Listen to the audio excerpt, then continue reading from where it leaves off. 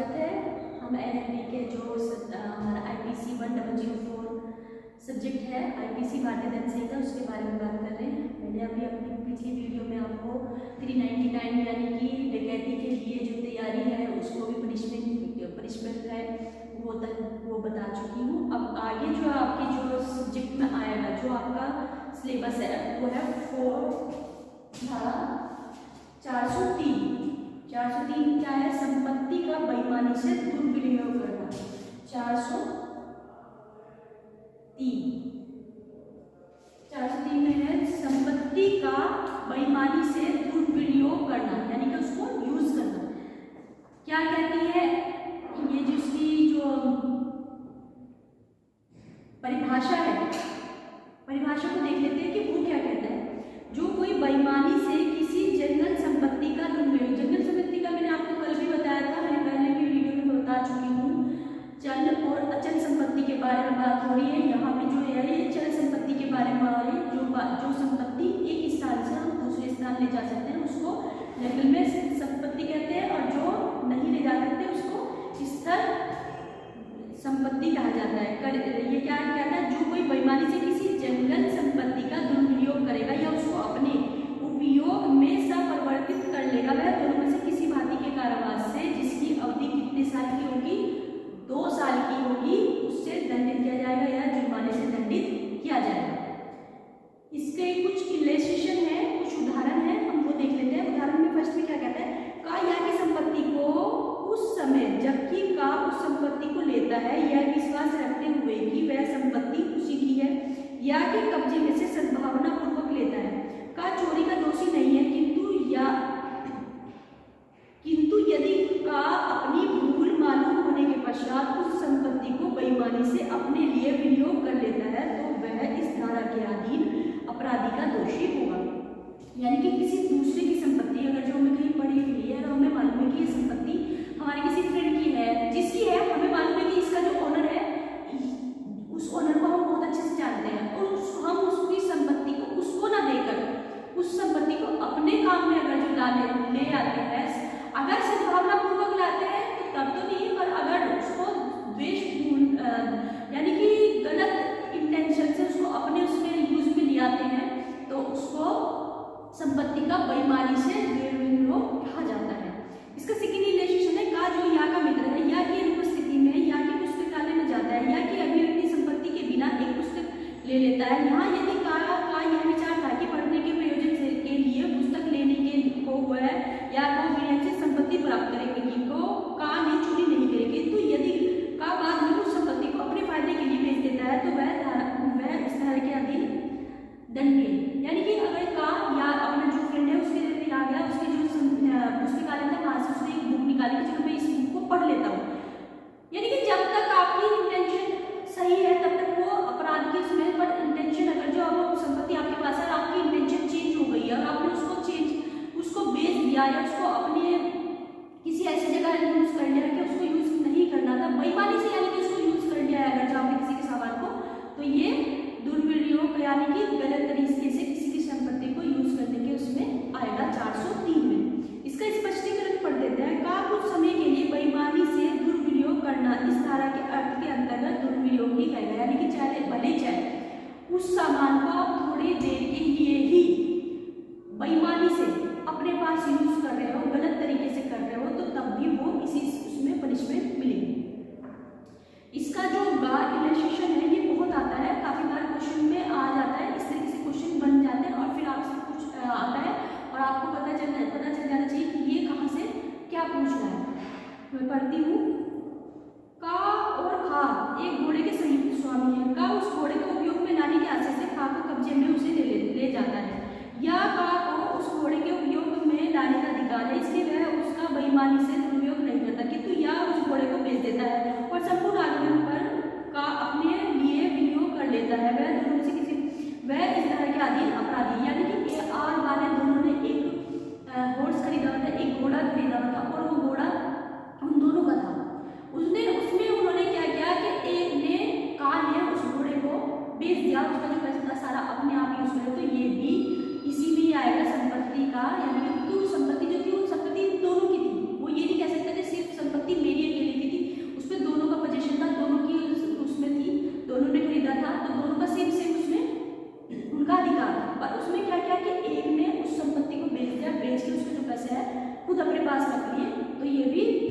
संपत्ति का बेईमानी से दुरुपयोग ही कहलाया जाएगा।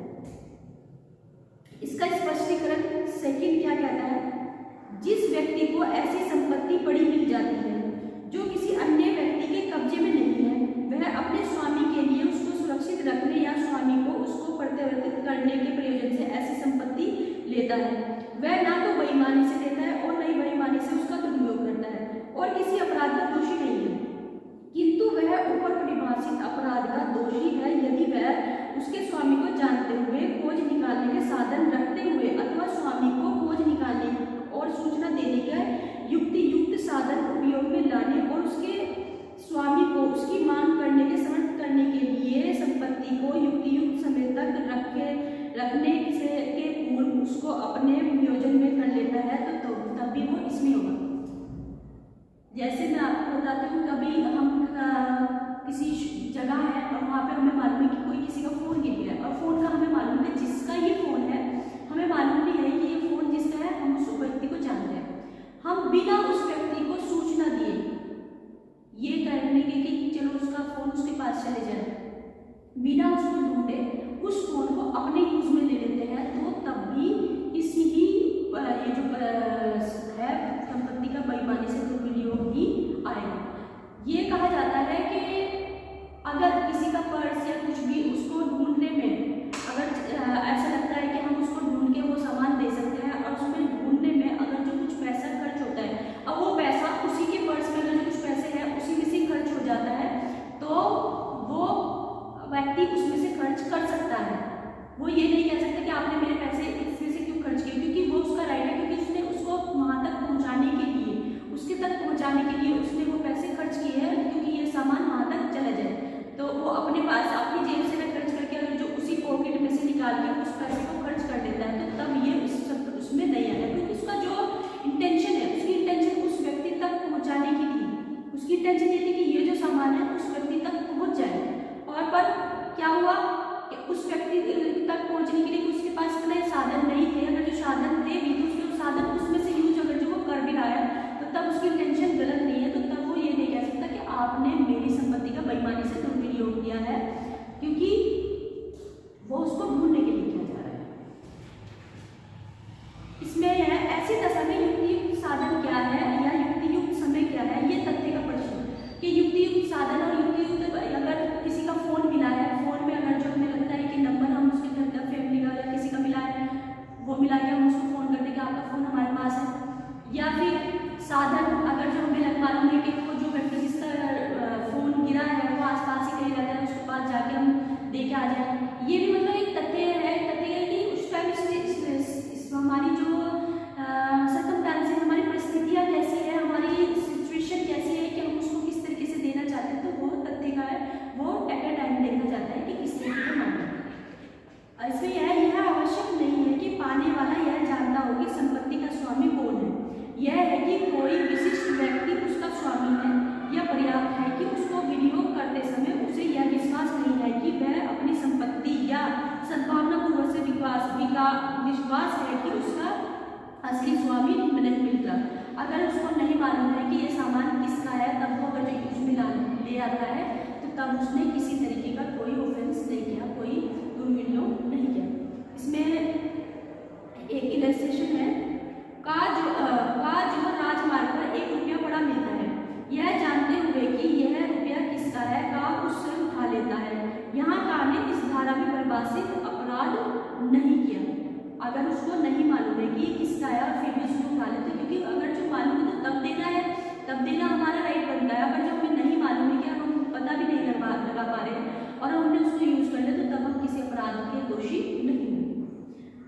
लेकिन है कार को सड़क पर एक चिट्ठी पड़ी मिलती है जिसमें एक बैंक नोट है।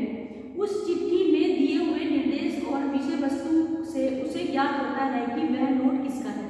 वह उस नोट का विनियोग कर लेता है, वह इस धारा के अधीन दोषी है। उसको वो दोषी क्यों है? क्योंकि उसको जो वो बैंक में का चेक मिल गया है या कुछ जैसे चेक मिला है, सपोज दैट किसी को कोई चेक मिला है, चेक भरा हुआ है, तो उसमें चेक में सारी इंफॉर्मेशन होती है कि किसके नाम से चेक है, किस शाखा का है, उसका IFSC नंबर क्या है, IFSC नंबर से हम अब उसका फ़ोन नंबर निकाल सकते हैं, उस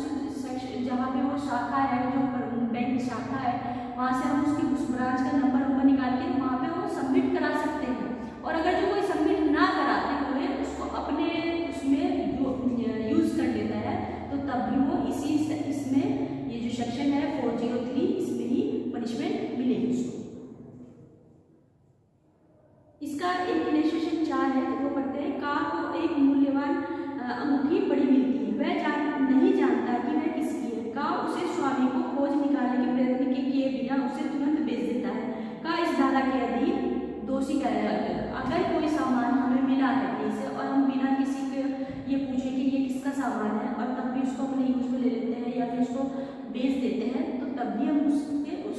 इस अपराध के दोषी होंगे। इसमें 404 कभी कभी बहुत इंपोर्टेंट है, इसमें कभी कभी आ जाता है 404 में है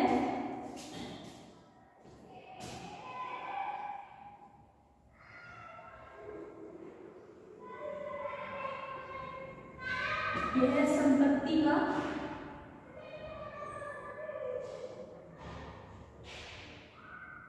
बेईमानी से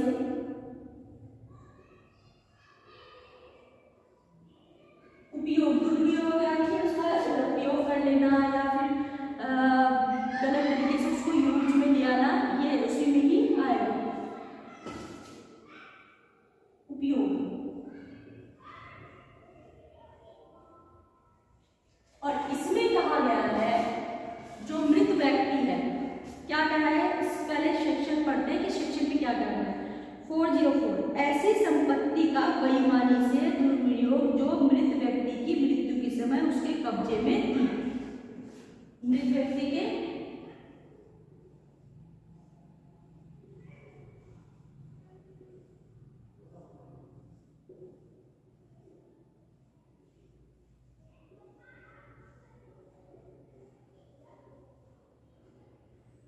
संपत्ति का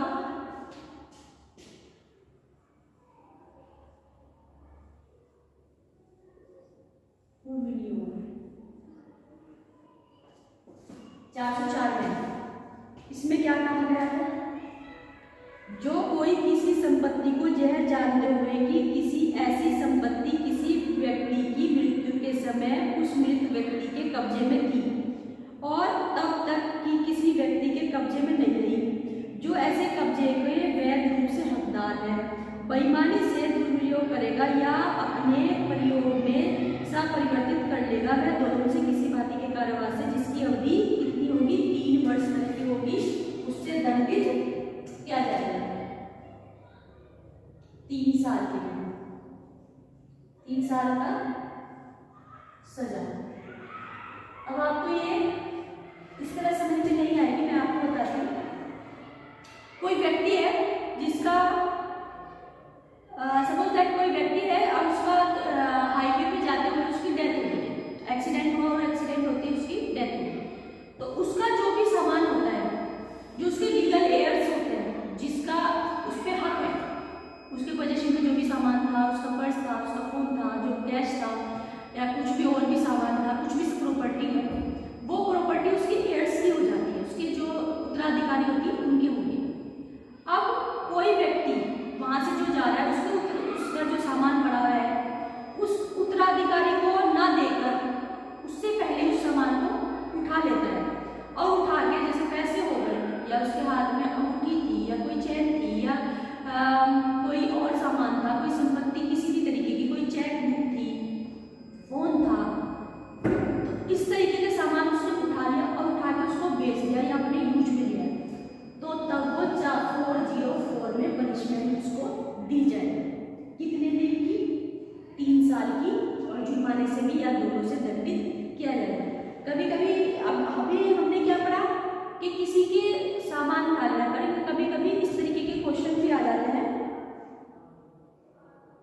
इस तरह की इलस्ट्रेशन दे देते हैं और इलस्ट्रेशन दे के कह देते हैं कि ये बताइए कि इसमें किस तरीके का उसने अपराध किया, किस कोई मृत व्यक्ति था, उसका कोई सामान था, वो सामान किसी दूसरे ने रिसीव कर लिया, किसी दूसरे लीगल एयर्स को ना मिलके उसने रिसीव कर लिया, तो इस तरीके से की क्वेश्चन कभी कभी प्रॉब्लम दे देते हैं, वो प्रॉब्लम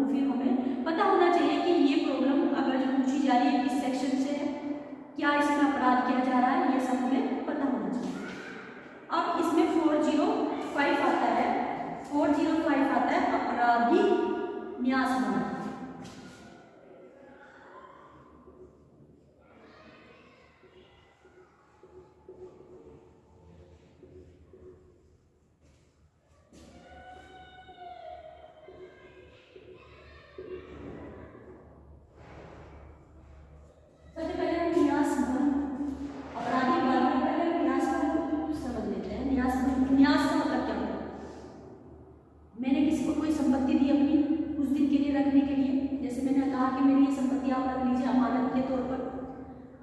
और उसने उस संपत्ति को, मैंने कहा कि मैं इस संपत्ति को आपसे 2 दिन बाद या 3 दिन बाद मैंने कोई टाइम कर लिया कि मैं उस टाइम बाद आपसे ले लूंगी। अब उस व्यक्ति ने क्या किया कि मेरी जो वो संपत्ति थी वो अपने यूज में लिया ना, यानी कि हम दोनों के बीच में क्या हुआ है, न्यास हुआ है, कॉन्ट्रैक्ट हुआ है कि भाई हम कॉन्ट्रैक्ट हुआ या कोई संविदा हुई या कोई अमानत जैसे देते हम दे देते, तो उस तरीके से एक बात है। उसने क्या किया कि वो सामान अपने यूज में लिया, तो यानी कि न्यास भंग कर दी उसने। न्यास भंग यानी कि हमारे जो बीच का जो कॉन्ट्रैक्ट हुआ था, जो बात हुई थी, मैंने जो अपना सामान रखा था अमानत के तौर पे उसने यूज कर लिया। अब एक तो सामान ऐसा होगा कि उसने यूज कर लिया, चलिए कोई वो यूज कर लिया। सबसे पहले यानी उसने आपराधिक, अगर उसने आपराधिक इंटेंशन से, गलत इंटेंशन से अगर जो उसने उसको यूज कर लिया है तो आपराधिक न्यास भंग आएगा। अगर उसकी इंटेंशन सही है तब उसने यूज किया है तो तभी आपराधिक न्यास भंग में नहीं आएगा, पर शुरू में ही क्या लिखा आपराधिक न्यास भंग। इसको दूसरी तरीके से भी समझ लेते हैं, अमानत में खयानत, ये वाली बात कर रहे थे, जिसकी अमानत है आपने उसकी अमानत न देकर उसमें अपना कब्जा कर लेता है अगर जो कोई व्यक्ति, तो वो 405 मानता है। इसको पढ़ते हैं एक बार। जो कोई संपत्ति या संपत्ति को कोई अख्तियार किसी प्रकार अपने ओर न्यास किए जाने पर उस संपत्ति को बेईमानी से दुरुपयोग कर लेता है या उसे अपने उपयोग में परिवर्तित कर लेता है, या जिस प्रकार ऐसा न्यास निर्वहन किया जाता है उसे विहित करने वाली विधि के किसी निर्देश का या ऐसे न्यास के निर्वहन के बारे में उसके द्वारा की गई किसी अभिव्यक्ति या विवक्षित वैध संपत्ति अतिक्रमण करके बेईमानी से उस संपत्ति का उपयोग या व्यवहार कर लेता है या जानबूझकर किसी व्यक्ति को ऐसा करने का सहन करता है, वह आपराधिक न्यास भंग कहलाता है। जैसे कुछ लोग अपने ज्वेलरी रख देते हैं और उनसे सामान ले लेते हैं, पैसा ले लेते हैं। अगर जैसे किसी ने अपनी ज्वेलरी रखी और उसने सामान पैसा ले लिया, कहा कि मैं इतने टाइम बाद आपके पास से अपनी ये ज्वेलरी उठा लूँगी। अब वो पैसे लेके आती है कुछ टाइम बाद, जितने जैसे 1 साल बाद या 2 साल जो उनके बीच में टाइम पीरियड हुआ था कि इतने टाइम के बीच अंदर अपना सामान उठा लूँ। अब उसने उस व्यक्ति ने जिसने अपना उसके पास उसका सामान रखा था, ज्वेलरी जो रखी थी, उसने क्या किया, उस ज्वेलरी को बेच दिया। तो यहाँ पे क्या हुआ, आपराधिक न्यास के बीच में एक कॉन्ट्रैक्ट हुआ कि मैं एक होगा कि आप मेरा सामान की मैं तो कोई कॉन्ट्रैक्ट हो न्यास हुआ। अब न्यास का उसने क्या भंग करता है, किस तरीके से किया, आपराधिक तरीके से, यानी कि गलत तरीके से, उसकी इंटेंशन गलत थी। कुछ जगह पे इंटेंशन अगर जो सही है, मैंने फिर बताया था आपको, पहले बताया था कि अगर जो इंटेंशन सही है तब वो अगर जो होता तो तब ये इसमें नहीं आएगा, पर इसमें आपराधिक न्यास में आएगा। इसका स्पष्टीकरण फर्स्ट है, जो कोई व्यक्ति किसी अधिष्ठान को चाहे उसे कर्मचारी भविष्य निधि या प्रकरण उपबंध अधिनियम 1952 की धारा 17 के अंतर्गत छूट प्राप्त हो या नहीं, नियोजन होते हुए तत्संपर्वत किसी विधि द्वारा स्थापित भविष्य निधि या कुटुंब पेंशन निधि में जमा करने के लिए कर्मचारी अभियंता कटौती कर्मचारी के सदैव मजदूरी में से करता है, उसके बारे में यह समझता जाएगा कि उसे उस प्रकार कटौती किए गए अभिदाय की रकम उसे व्यस्त कर दी गई, और यदि वह उस निधि के ऐसे अभिदाय के सदाय करने के लिए उस निधि के अतिक्रमण करके वेतन करेगा तो वह उस बारे में यह समझा जाएगा कि उसके यथारूप विधि के किसी निर्देश के अतिक्रमण करके उक्त अभिदान की रकम का बेईमानी से उपयोग किया है। इसका मतलब ये है, स्पष्टीकरण जो इसका क्या है, आपको हमें सभी को मालूम है कि पीएफ कटता है, पीएफ वगैरह कटता है। जैसे पीएफ जो था, पीएफ जो उसने संस्थान में या कोई भी जो कंपनियां हैं, उन्होंने कंपनियों ने उनसे अपने जो एम्प्लॉय थे उनसे तो काट लिया, और उसमें ये भी लिखा गया है कि कुछ परसेंट उसमें परसेंटेज होती है कि कुछ परसेंट संस्थान भी उसमें सबमिट करता है। संस्थान ने क्या किया, उनसे अपने जो उसके एम्प्लॉय थे उनका तो काट दिया और काट के अपने पास सबमिट कर दिया, उसको आगे सबमिट नहीं किया है, तो ये अब ये भी इसमें ही आएगा, क्योंकि उनके बीच में एक न्यास हुआ। उन्होंने कहा कि हम इतना आपका काट के हम आगे आपके भविष्य निधि में सबमिट करेंगे, और वो वहाँ पे सबमिट नहीं करता है अगर, तो वो आपराधिक न्यास में ही आएगा। विजुअलाइजेशन है, एक में पढ़ देती हूँ। का एक मृत व्यक्ति के बिल का निष्पादन करते हुए उस विधि का जो चीज वस्तु को बिल के अनुसार विभाजित करने के लिए उसको निर्देशित करता है, बेईमानी से अवज्ञा करता है और चीज वस्तु को अपने उपयोग के लिए विनियोग कर लेता है का आपराधिक न्यास बनता है। जैसे कि उसने कोई सामान दिया कि आप ये मेरा सामान विल की कि मेरा ये जो सामान है आप मेरे बच्चों को दे दीजिएगा, मेरे जो एयर्स हैं उनको दे दीजिएगा। जब वो उनका निष्पादन यानी कि उनका वो काम करना शुरू कर देता, उसने क्या किया, वो जो सामान उसने उसको दिया था उस सामान को अपने यूज में कर लिया, उनके जो लीगल एयर्स थे उनको नहीं दिया, तो ये भी आपराधिक न्यास में ही आएगा। 46 में जो है इसका 406 में इसके दंड के बारे में बताया गया है कि अगर कोई व्यक्ति ये ऑफेंस करता है तो तब उसको कितनी पनिशमेंट दी जाए। पनिशमेंट इसमें यह है उसको अगर कोई भी ऐसा वो करता है तो उसको 3 साल तक की सजा दी जाएगी या जुर्माना या दोनों से उसको पनिशमेंट दी जा सकती है। 407 में इसमें है, ये आजकल बहुत फेमस हो रहा है 407 और 409 जो मैं अभी आपको बताऊँ। 407 में बताया गया वाहक आदि द्वारा आपराधिक न्यास पर जो कोई वाहक घाटपाल या भंडार नागरिक के रूप में अपने पास संपत्ति न्यास के लिए किसी ऐसी संपत्ति के विषय में आपराधिक न्यास बन करेगा वह दोनों में से किसी बात के कारोबार से जिसकी अवधि 7 वर्ष तक की होगी जुर्माने से दंडित किया जाएगा। 407 क्या कहता है इसमें, वाहक यानी कि हमने किसी को अपना जैसे हम ऑनलाइन सामान मंगाते हैं, हमें आजकल हम सभी अपने ऑनलाइन सामान मंगा रहे हैं और ऑनलाइन सामान जिससे हम मंगा रहे हैं अगर जो वो व्यक्ति हमारा जो सामान लेके आ रहा है जो डिस्ट्रीब्यूटर होता है उसमें वो अगर जो हमारे सामान को हम तक ना देके अपने यूज में ले लेता है तो तब वो 407 में पनिशमेंट उसको दी जाएगी। 408 में है लिपिक या सेवक द्वारा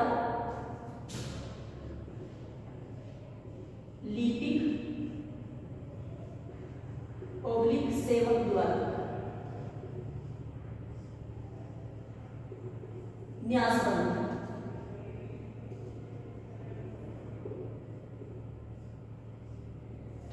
अब लिपिक आपको सबको पता होगा लिपिक कौन होता है। लिपिक हम बोलते हैं क्लर्क जो होते हैं जो गवर्नमेंट जो जॉब में होते हैं जैसे कर्मचारी जो होते हैं उनके बारे में होता है, और सेवक के बारे में हम सभी सर्वेंट जो कोई लिपिक या सेवक होते हुए या लिपिक या सेवक के रूप में नियोजित होते हुए और इस नाते किसी प्रकार संपत्ति या संपत्ति को कोई भी अख्तियार रखने की में न्यास होते हैं उस संपत्ति के विषय में आपराधिक न्यास बन जाएगा और दोनों में से किसी बात के कारोबार से जिसकी अवधि कितनी होगी 7 साल। 7 साल यानी कि अगर किसी व्यक्ति ने किसी को कोई सामान दिया है, अपने नौकर को या अपने लिपिक को कोई सामान दिया है, कोई पैसा दिया है और वो व्यक्ति उस सामान को जमा न करके या फिर कहीं उसने कहा है कि इस सामान को आप अपने पास रखना, मैं कुछ दिन बाद इससे ले लूंगा, नौकर को कहता है या लिपिक को या जो उसको कलर है उसको कहता है, वो कलर क्या करता है उस पैसे को अपने यूज में अगर जो ले लेता है तो तब ये लिपिक या सेवक द्वारा न्यासबन कहलाया जाएगा। इसमें पर्टिकुलर उन्होंने बताया गया है कौन लोग आएंगे, लिपिक और सेवक जो होंगे उनके बारे में। अब इसमें मोस्ट इम्पोर्टेंट जो है 409 बहुत इम्पोर्टेंट है, इसके बारे में कभी कभी आपको सिर्फ और सिर्फ ये पूछ लेंगे कि गबन की कौन सी सेक्शन है, तो इस तरीके से पूछ लिया जाता है। वैसे इसमें क्या लिखा है गबन के बारे में, कोई लोक सेवक द्वारा या बैंकर व्यापारी या अभिकर्ता द्वारा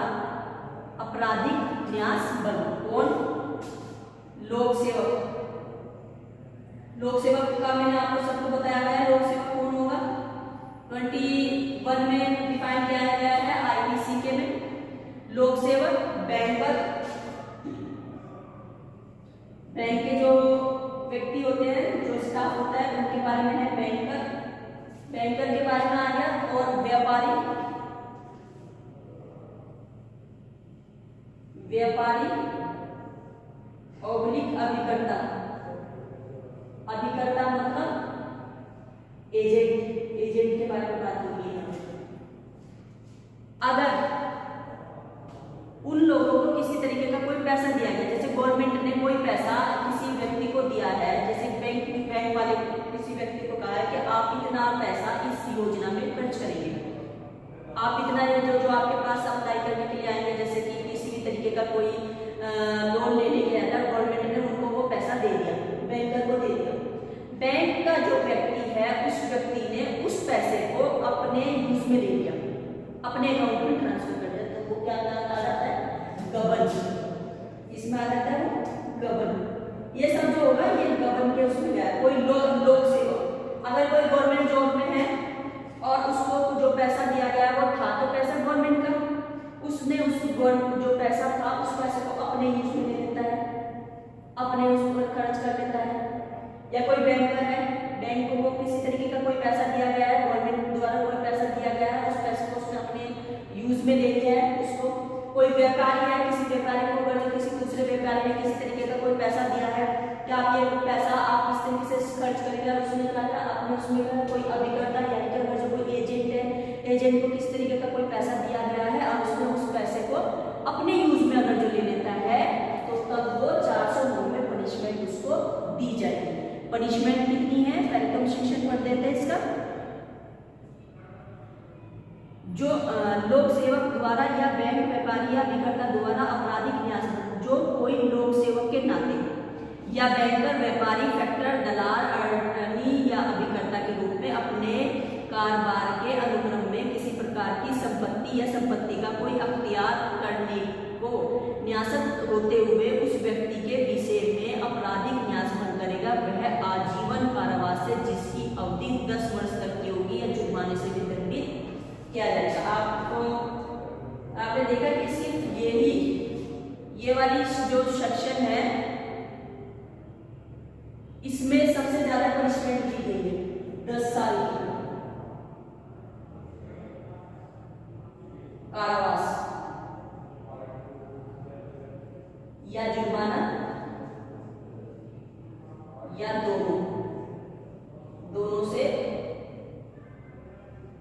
दंडित किया जाएगा। यानी कि ये जो अपराध है ये इन सबसे बड़ा है और इसकी जो नेचर है, इसकी जो कहेंगे कि नेचर इसका सबसे गंभीर है। और ये वाला आजकल बहुत ज्यादा ट्रेंड में भी कह सकते हैं कि ट्रेंड में बहुत है। तो आपके उसमें सिर्फ यही पूछे जाएंगे 403, 404, 405, 406, 407, 408, 409, 407 और 8 शायद ना आए पर 409 आ सकता है। इसमें कभी कभी कह सकते हैं कि किसी तरीके से आ जाए, किसी लोक सेवक द्वारा न्यास भंग किया गया तो कौन सी शिक्षक में आएगा, उसने कौन सा अपराध किया, इस तरीके से कोई प्रोग्राम देके आपको पूछ लिया जाए। आज हमने कौन से पढ़े, 403 संपत्ति का बेईमानी से दुर्विनियोग, 404 में किसी मृत व्यक्ति के कब्जे में से कोई सामान का उसको ले लेना और उसको अपने बेईमानी से उसको अपने यूज में ले लेना। सजा कितनी है, 3 साल, उसमें भी कितनी थी 3 साल। 405 में हमने क्या पढ़ा, आपराधिक न्यास भंग। 406 में इसकी पनिशमेंट, इसके दंड के बारे में बताया गया है। दंड क्या होगा, 3 साल का कारावास और जुर्माना या दोनों से दंडित किया जाएगा। 407 में है वाहक द्वारा न्यास भंग,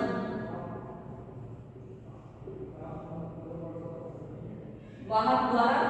न्यास भंग। 403 में है लिपिक या सेवक द्वारा अगर जो प्रयोग करता है तो 7 साल का उसको कारावास दिया जाएगा, कारावास या जुर्माना या दोनों से दंडित किया जाएगा। 409 में है गबन के बारे में बात है, पर क्या है, लोक सेवक द्वारा, बैंकर द्वारा, व्यापारी द्वारा या अभिकर्ता द्वारा अगर किसी तरीके का कोई आपराधिक संपत्ति का न्यास भंग कराया जाता है तो वो 10 साल का कारावास और जुर्माने या दोनों से दंडित किया जाएगा। इस ये वाले जो क्वेश्चन है आपके में लॉन्ग में भी आ सकता है, शॉर्ट में भी आ सकता है और वेरी शॉर्ट में भी आ सकता है, तो इस पे आप ध्यान दीजिएगा। ये इंपोर्टेंट सेक्शन है तीनों, ये भी जो मैंने आपको बताए हैं। मेन तो मैं आपको बता दूं इसमें पूछ लेते हैं कि पनिशमेंट इसकी कितनी है, कितना अपराध ये और 409, ये 5 जो मेरे शिक्षक बताए, ये 5 सेक्शन सबसे ज्यादा इम्पोर्टेंट है इसमें। आपको आज की आपकी ये तक की क्लास लगी, आपको हमारी वीडियो कैसी लगी, आप लाइक की हमारी वीडियो में हमें कमेंट्स में करके बता सकते हैं। आप हमारी वीडियो को लाइक कीजिए, शेयर कीजिए और हमारे चैनल को सब्सक्राइब कीजिए। Thank you.